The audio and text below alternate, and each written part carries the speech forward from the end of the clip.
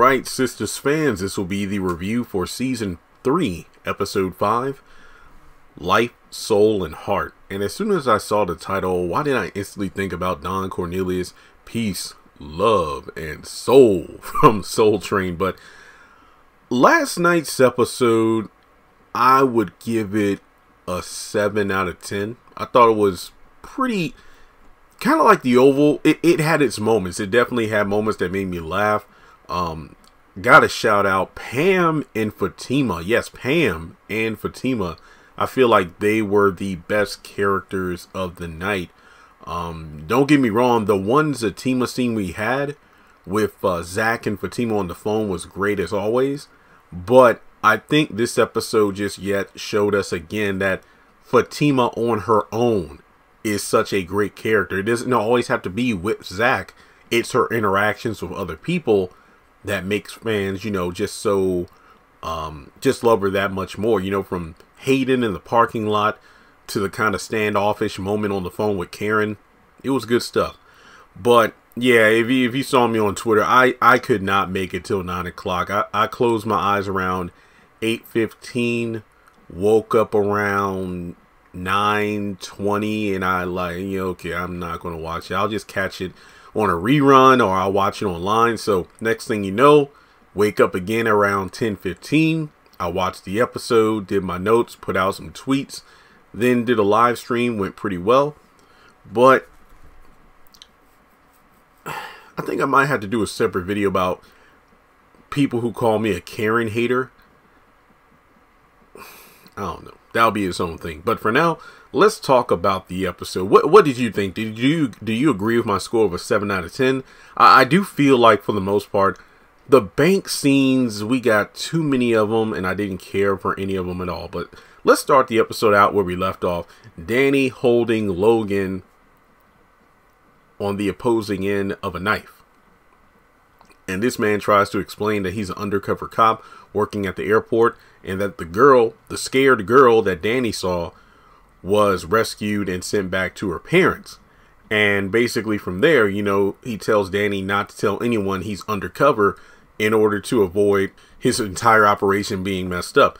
And to be honest, gotta be on Danny's side, because I mean, she's calling BS the entire time. She wants to see a badge, and you know, he tries to explain, well, don't you think it's a bit suspicious that despite being called a, you know, sex or human trafficker, none of the airport security chased after me? It was just you and your shoe. Okay, touche. And apparently the cops at the airport know about this. And, you know, from there, he pretty much says, okay, well, I'll see you at the airport. And then he leaves. This was shady as hell. I mean, look, be honest. If you work, let me just say you worked at, let's say, Walmart or something. It's just a general, I'm just, you know, naming the store. Walmart, Food Line. Let's just say you work at like a grocery store, supermarket, whatever the case may be. And you see somebody who is like, you know, I don't know, either shoplifting or trying to abduct, you know, children in those stores, whatever the case may be, or women. You know, basically you're a Logan. Basically you're pretending, or you're in a situation where it looks like you are taking someone against their will. You as an employee save the person. Nobody around tries to help. And then after that, you go home, you know, next day, getting ready to go to work. Somebody knocks at your door, you open it, and it's the person that you saw trying to commit a crime at the place where you work. You flee, and they burst into your home and then try to explain themselves. Why didn't Logan simply get someone from, you know, he said, you know, he wanted to keep things low key because he did say the cops knew, but is he talking about the entire staff at the airport? Or does he mean just a couple of the cops? Because I think what should have happened was Danny went to work. She gets called into a low-key meeting. Maybe just one or two of the employees who know about Logan's activity. That way, Danny, you know, behind closed doors, she could freak out. But they can calm her down and explain everything. Because the way Logan went about it, I wouldn't believe his ass either. Yeah, I mean, even if he had a phone pulled out, had his badge number and everything, I don't like the way that was handled. I feel like it could have been done at least 7 different ways that didn't involve him barging into Danny's apartment. Because I do feel like the scene later on at the airport was a good scene, but the whole bursting into her apartment like he was trying to kill her or attack her, that wasn't a good look. Just saying. Okay, so Andy looks like she's getting ready for work, and she calls Sabrina about meeting with the girls later that night because Karen has something to tell them all. Now, correct me if I'm wrong, but in the last episode, didn't Andy already go downstairs to, well, basically decide whether or not she was driving the Rolls Royce Gary gave her or her own car to work? But then Karen literally called while she's standing out there by the car, and then she gets into her car getting ready to leave. So did she just forget something at her apartment? Again, not something I'm really criticizing, but it's just something I noticed because it looked like, she was in her apartment rushing to get ready. So I'm like, well, I thought she already went downstairs to leave in last episode, but Andy barely played a role in the episode, so I guess it really doesn't matter at all, but still.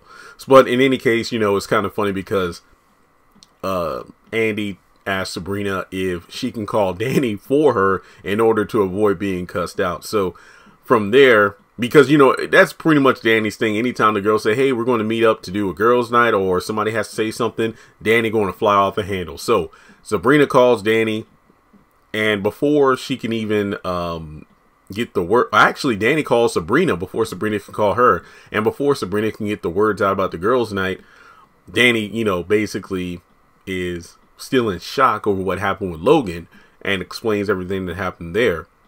So yeah, she's not coming to Andy's later that night. Over at the salon, we got Jenna. Remember, she has not been named yet. I guess if you look at the end credits, and technically her name will show up. But Jenna's there looking for someone, or excuse me, she isn't the police. She's just someone looking for Zach.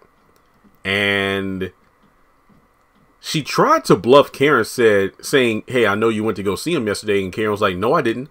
And from there, she just leaves because I'm thinking, but didn't Zach tell Karen in the first episode of this season, hey, if that woman ever comes back to your salon looking for me, just give her my phone number?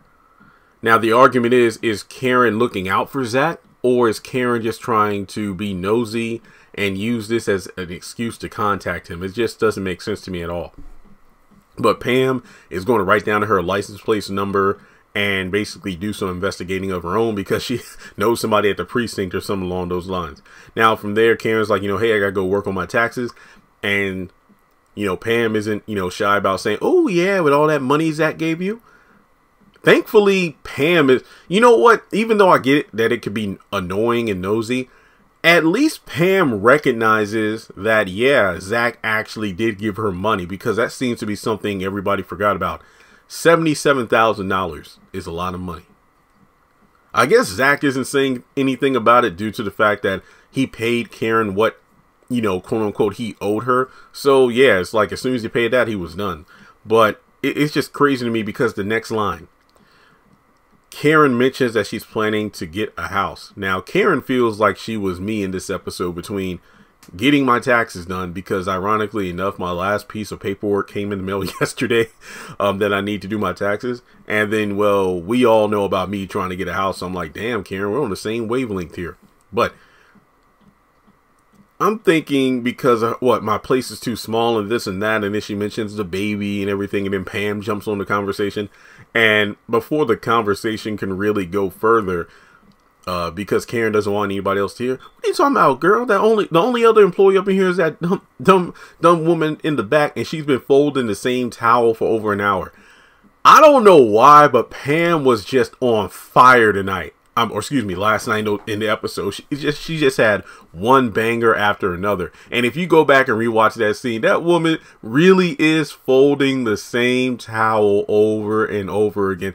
This is up there with the, well, I think it's funnier than A Fall from Grace. The various scenes, like for example, the viral scene of the old man in the background of the diner that's like eating air and drinking water. or excuse me, yeah, drinking air and eating water. Like his cup has nothing in it, and he's literally eating no food at all. Like you see him cutting and putting the fork in his mouth, but ain't no food on it. It's just one of those things where the fact that Sistas took it to the next level and was self-aware, self-deprecating humor, I believe it's the correct term, that just made it even funnier. Because I challenge you, go back and watch that scene. That woman is literally folding the same towel over and over and over. Tyler could have at least had like maybe a couple in the back. I don't know, but whatever. It was funny to me. And speaking about the house, and look, again, I'm a guy. I never got a girl knocked up, so I'm not going to sit here and say, yeah, you know what? Karen doesn't need a house and this and that. But I will admit, her apartment is, from what I've seen, one of the nicest ones of all the sisters. I know that fans mainly criticize, you know, Danny for having like an open apartment, you know, with no door on the bedroom and everything. But I have to say Karen probably had one of the better ones, you know, just based on the look of it. And to me, it looked pretty sizable enough for her and the child. And I'm thinking to myself, she knows where Zach lives at. She knows where Zach lives now. Do you think she's going to pull a Kanye and buy the house right across the street from his? Or at the very least in the same neighborhood? Which is just ridiculous to me. But then also Pam mentioned that she knows a good realtor. And don't you find it interesting that yesterday Anthony, aka Calvin, posted online saying, hey, for everybody wondering what Calvin does for a living, he owns a real estate agency. And didn't I post a video yesterday at talking about the speculation, not confirmation, but speculation. Hey, you know what? Renee, the realtor that was helping Zach look at his new place that he bought, what if she is a real estate agent who works at Calvin's company? And what if maybe she's the one that Pam refers over to Karen? You never know. I thought it was interesting, but you know, I'm just thinking out loud. But I just feel like it's a bit much. But think of it this way. Her salon is back in business. Business is booming. She has the $77K that Zach gave her. I don't know. Maybe she could afford it. Beats me. Okay, so we go over to the bank. And again, the first of many scenes at the bank that are just a waste of time. Maurice is ignoring phone calls. He's basically in a mood. Earlier, you know, when Sabrina was talking with Andy and then Danny, she and Maurice had a moment where he's just mad about the night before due to the quote-unquote date that Calvin and Sabrina set him up on that turned out to be, you know, a bomb. And, you know, because nothing happened. So from there, he pretty much goes on about the fact that, what are you doing managing me looking over, noticing my phone vibrating? And we don't need to talk about the vibrator stuff. She's about to say something about Calvin. It's like, hey, did you see Calvin at all last night? What did he say? Did he do anything? And he makes the rightful point, like, look, you can't even hold water. You're going to tell me within the next 5 minutes. So from there, Maurice tells Q, because Q is the one who's blowing up the phone, to quit calling him. And basically, so have you thought about it? I have nothing to say about the Q stuff because, like I've said, like, at, you know, several times already, I even listed out bullet points in a tweet. Maurice should either block the phone number, call the police station. No, that would be my first thing. Call the police station, because didn't Q put Maurice down as like a point of contact or something like that on his appeal or something? And basically like, hey, can I put you down as a reference, like, you know, a place that I can be staying at and monitor? Call the police station, let them know what's going on, tell them you're not affiliated with Q aside from being a victim of the bank robbery, get a restraining order, and tell him to stay, and tell the cops to make sure this guy stays away from me. The fact that he's not blocking the number just lets me know that he's leaving that crack in the door so Q can just sneak on through. And I have no interest in this. I feel like there's a lot more Tyler Perry could do with this character of Maurice, but it just feels wasted. This is one of the, believe it or not, I think the Maurice thing is more annoying and useless than the Karen stuff, and that's saying something. Okay, so we go over to Andy and Fatima in the work parking lot, and they're chatting about, you know, the night before. And believe it or not, my jaw dropped. I'm like, holy crap, they're right. It was just last night in the show's continuity that Andy found out about the whole Hayden situation and all that. I'm like, damn, it's already been over a month. It doesn't feel like it.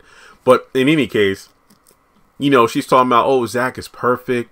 I let all my walls down. We're vulnerable with each other, trust. And then Andy says she wishes she could have the same thing. And Fatima's like, yeah, we all deserve to have that.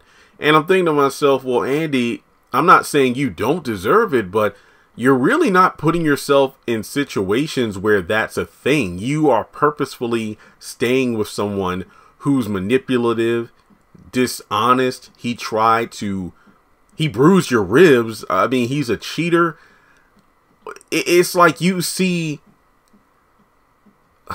I know this is a weird analogy, but it's almost like you see Zach and Fatima. No, actually, no. It kind of reminds me of Boy Meets World, where Corey and Topanga. I'm a 90s baby, so I love Boy Meets World, but as an adult, I realize they are not relationship goals whatsoever.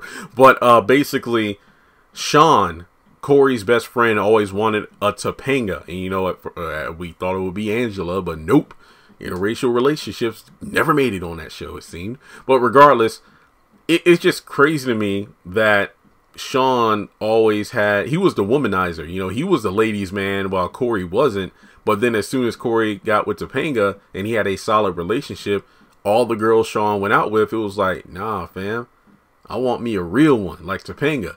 So from there, he was exclusive of Angela and things looked good for him until, you know, the college years. Well, that's later on. And I just look at Andy where you have these men, Paris, Robin. There's somebody on the live last night made a good point. Paris was the better of the two because, you know, Robin seems a bit sleazy and he has a hidden agenda and whatnot. But Paris seemed to be like the first guy who was truly honest. Yeah, he lived with his mom and everything, but at the same time, he was a stand-up guy. It didn't seem like he had any kind of hidden kinks or quirks or anything along those lines. It's just that he was a good man who felt that Andy deserved to be happy, but also the fact that he deserved to not be basically her F-boy whenever her main man pissed her off. So there's that. But regardless, in the midst of the conversation, this fool Hayden waddles in on... Look, I know we can hate on Hayden. I know he's an awful person. But you can't tell me that just like Pam, the characters you want gone from the show because they're annoying, you know, they all up in everybody's business. They're annoying. I feel like they all shine bright in this episode. They pretty much took what could have been a dull, run-of-the-mill episode and made it really good. Now, Andy's trying to be the peacemaker. Fatima don't. And as soon as, you know, Hayden kind of looks over, but he waddles in. He has, like, his briefcase and all. His bag, you know, strapped around his neck. And, you know, he's kind of hobbling on the crutches. And Fatima is just laughing. And Andy's like, no, Fatima, stop. Oh, yeah, this funny to you? Oh, this funny? Okay. I hope you learned your lesson. Oh, no, I'm just kidding. You ain't seen nothing yet. So basically, Hayden is letting it be made known that this ain't over. It's like, this is only the beginning. And it's funny because when you look at the promo, because I've done the video and the TV Line article, it's like, oh, damn, man, this scene is going to be intense.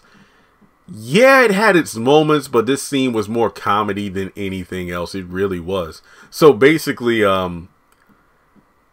it's just one of those things where they have their exchange going back and forth. Oh, you're threatening me? What about this bruise? Yeah, thanks for hitting me. And I'm thinking, well, Fatima, that bruise, I don't really see how that bruise is going to do anything because of the fact that it was self-defense when Hayden hit you. I'm not saying he should have hit you, but you shouldn't have busted him in the face twice with them brass knuckles. I don't get that part. But in any case, you know, he talks about getting revenge. It's like, oh, yeah, don't make me call those guys on you again. Or, yeah, you better act right before I post those naked photos of you on the hood online. You what? And then she going to hell for this. Fatima tripped him up like she kicked over one of the crutches. I was dying. And then he dropped something. Oh, dang. Okay, here's the thing. When he dropped it, I thought he said my stash, because I thought he said my stash. Can somebody pick that up and bring it inside?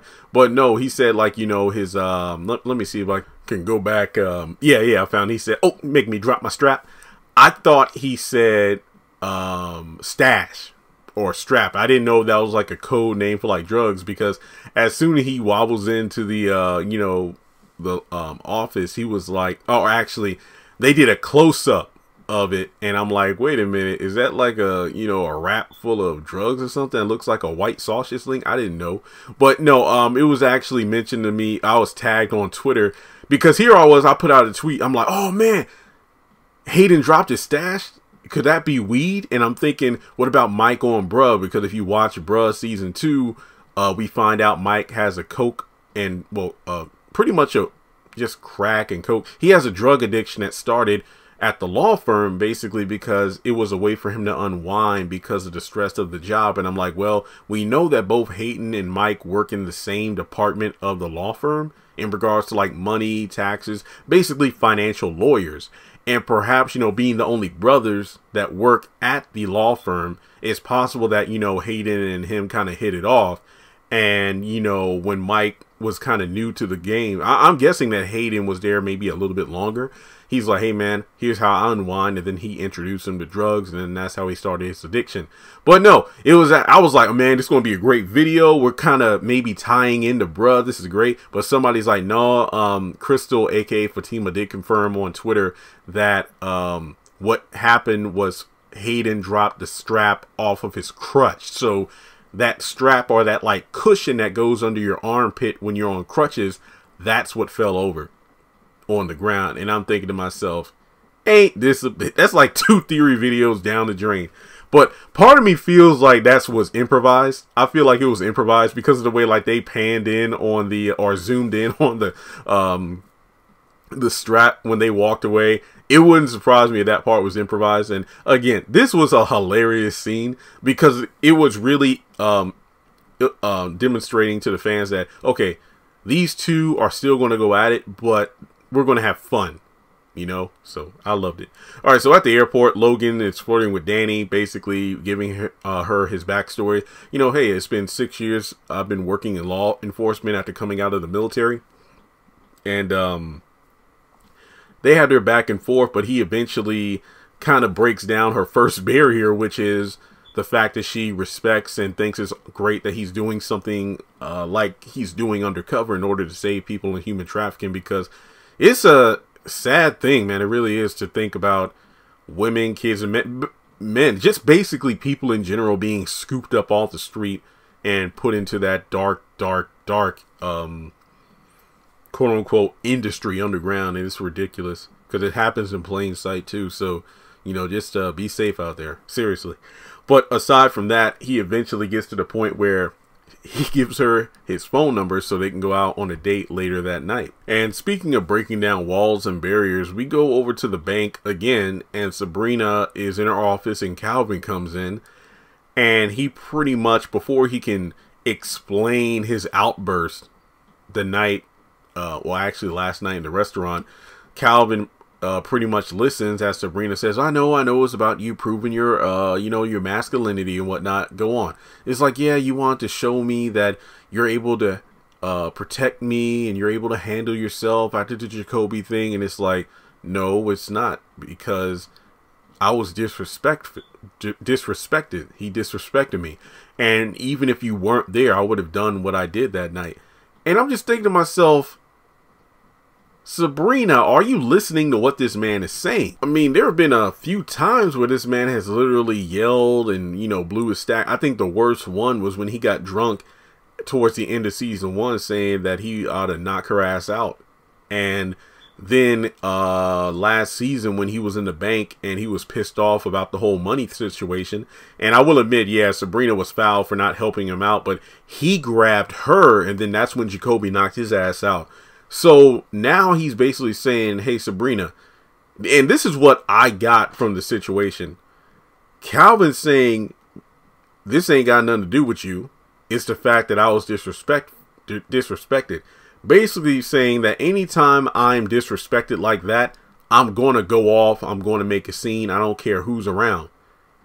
And the worst part about the night before was the fact that he lashed out at Sabrina, because when she said, and when he's like, this ain't got nothing to do with Jacoby. Are you sure? Because you're the one that brought him up. Like, she was literally doing the best she could to de-escalate the situation with Bio, and then Calvin was the one that flew off the handle. Again, I can understand him being upset, But, you know, and I know this sounds weird, bad, but based on how he was dressed, you could kind of see why Bio and, well, specifically Johnny, his boy, assumed, oh, that girl, she ain't on no date. Look at what that dude's wearing. He ain't, oh, okay, yeah, I got this.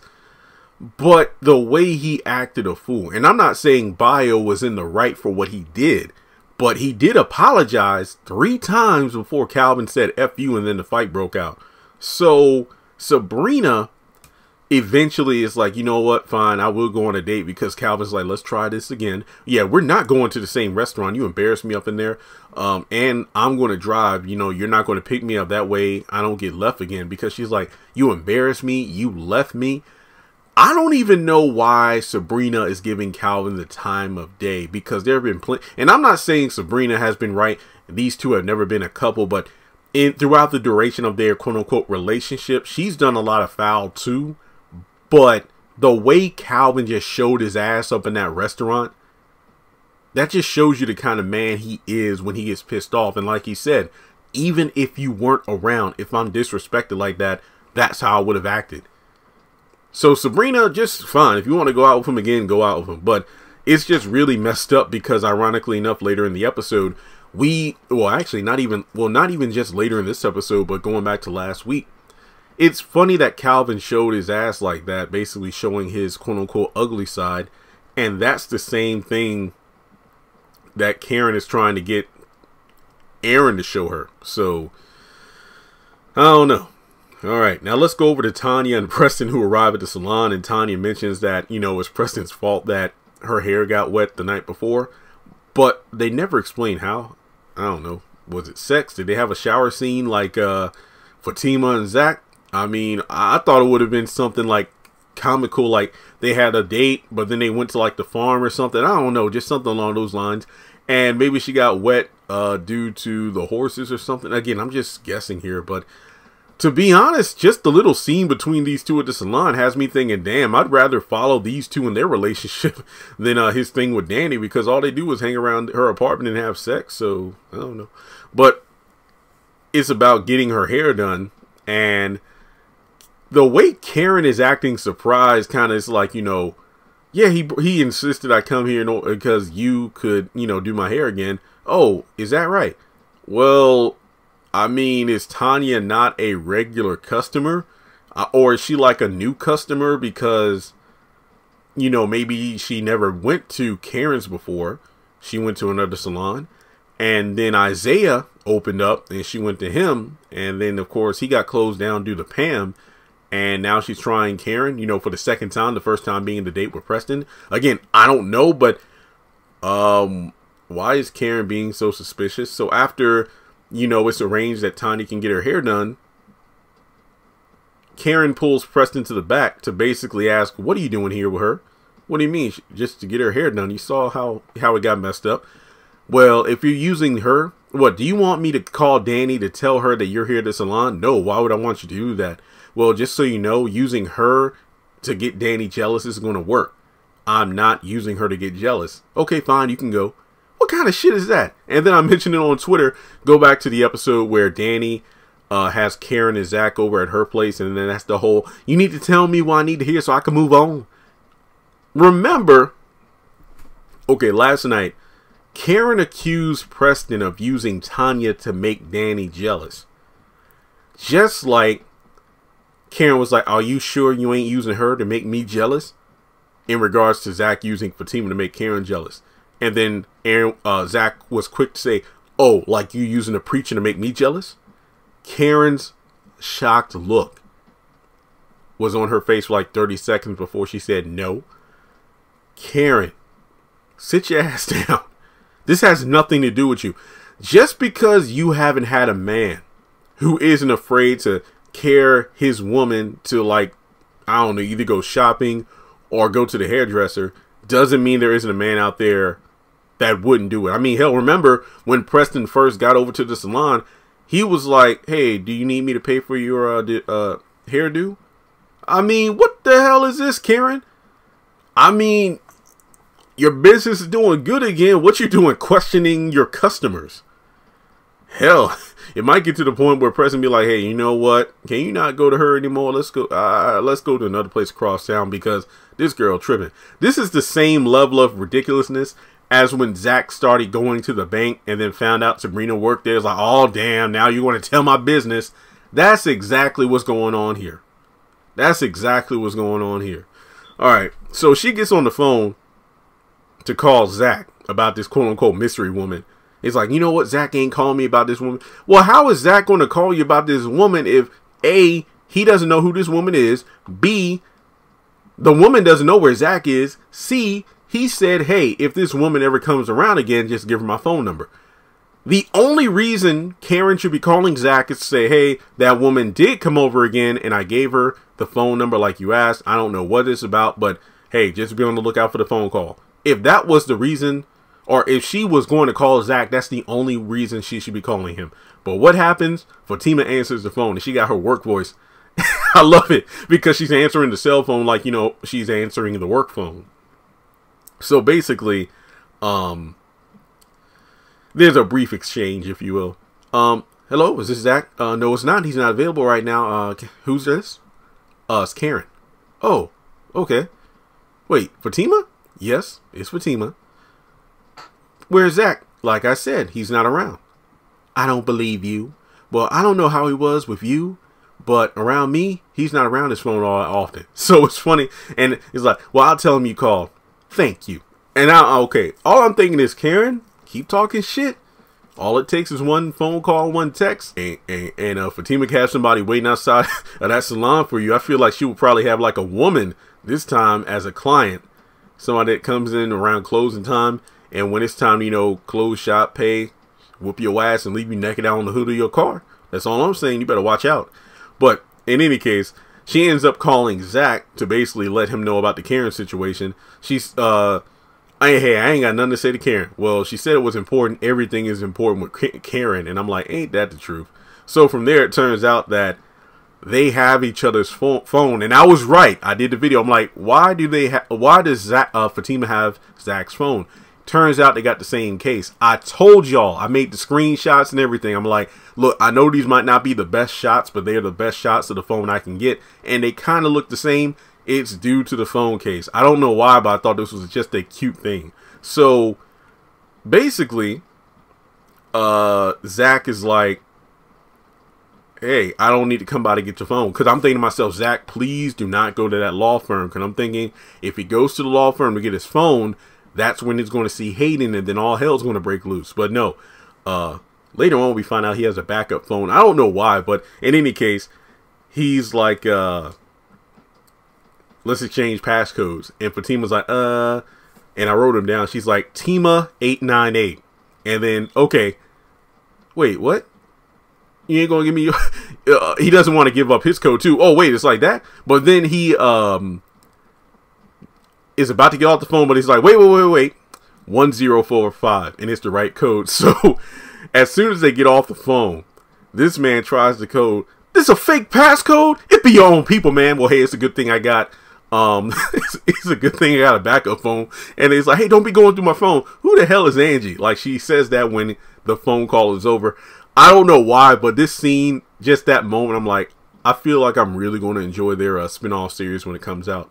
So there have been some people like, you know what, Fatima wrong for that because she gave him a fake passcode, but the fact that Zach gave her the real code should have been like, oh, let me call him back and give back my real code. But nah, it is what it. This was just cute. It really was. All right, now we're almost done. We go over to the bank again, and what's his name? I think it's Chris, right? The dude that works at the he's the bartender at the gay bar. He comes in to make a quick withdrawal so he can go party tonight. And they're about to close up shop too. So he comes in. He's talking all out about Q. Oh, you know Q's getting out, right? He made some kind of deal, right? Right? And Maurice is just, you know, blocking all the conversation. And has he been contacting you? Because he said he needs a place to stay, right? And then Sabrina overhears. And, you know, as soon as the business is done and he's sent on his way, he's like, get out of here with your own, only got $400 in your account. Sabrina had the nerve to go, Maurice, you shouldn't do that. That's confidential information. 1, the bank is empty. And listen to number 2, Sabrina. You are the last person to try to tell someone at the bank about not saying confidential information or sharing confidential information to other people. You're the one who told all your friends in a crowded strip club about Zach having over $1 million in his bank account. So there was a lot of hypocrisy in this entire episode. Karen, Sabrina, the works. Just ridiculous. But, you know, it's the same thing. Oh, yeah, stay away from Q, blah, blah, blah, blah, blah, this, whatever. I really don't care. But then we get to the final scene. Aaron comes over to the shop, the salon, has lunch for, you know, Karen. And the reason I liked the scene was the fact that, you know, she wasn't really dismissive of him for a change. It was one of those things where, hey, I just stopped by to see how you were doing. And I'm like, oh, that's good. I feel like it wasn't a thirst trap. It wasn't her being cold because she's pissed off about something. The dynamic between these two in this scene is what I wish we could see more of from these two, as opposed to her chasing after Zach and being in his business instead of appreciating the man who's right in front of you. Because I still don't fully trust Aaron, but like I said, I'd rather see the sweet moments between Aaron and Karen like we got in season 1 and season 2 than her being bitter. That's just me, because this was the one scene I really like Karen in for this episode. So they go to the back because they say, hey, let me go rub your feet. And then the other beautician's like, oh, okay. And then Pam gets all into business. Oh, she needs to stop and get a pedicure first before she go back there. And then Pam was just cracking on the other two employees for laughing about, you know, what their feet look like and everything. I don't know why, but Pam was on point this episode. She was on point. Wait a minute. Pam is her name, and then you got Pam/Pamela and bruh. Huh. Interesting. All right, so we go to the back, and then Karen's asking the question a lot of people have been asking, what's this thing with you and feet? It's like, did you study it or whatnot? I don't know what's going on. And yeah, it's like, do you have a foot fetish? And he pretty much breaks it down. Excuse me. No, it's the fact that the feet carry so much life, heart, soul. And I'm like, it wasn't until I rewatched that scene. Oh, that was the title of the episode. There we go. And I'm just thinking, well, as a quote-unquote alleged pregnant woman, this is something that Karen should appreciate. And the fact that, you know, she's on her feet all day working at the salon. And it is working. Like you said, this is the third time. You got the first date at the restaurant. The one time that she was at the salon and they went in the office before. So this is the second time in the office. It's been hey, foot rub time, and let's just talk about your feelings. And again, this was just a good scene because this was one of the first times in quite a while we've had a good moment between Karen and Aaron that wasn't full attention yet, because the conversation goes to, how are you so sweet? Why are you so sweet? And why is it so important for you to see my, I guess you could say, bad side, because I do have my limits. And there we go. But regardless, the episode ends with her saying I'm pregnant. So it's like, is this her testing the limit, or she just finally telling him to do it? Because apparently she wasn't ready, but I guess loosening up her, you know, arches and soul was the way to get her to spill the beans. So I have not seen the promo for next week's episode. I've only seen the end credit, but not the full trailer, meaning that I cannot give my full thoughts on the next episode regarding Karen and Aaron's reaction. So with that being said, what did you think of last night's episode? Let me know in the comment section below. Hit the thumbs up button to show you like the video. Hit subscribe as we close in on 200,000 subscribers. Last time I checked, we need 250 more people, and then we finally hit the number. In theory, we should hit it by Sunday, but you know, you never know. So follow me on social media. Links are in the description below. Hit the bell icon and select all. That way you don't miss out when I post content. And if you would like to donate to the channel, feel free to do so on PayPal or Cash App.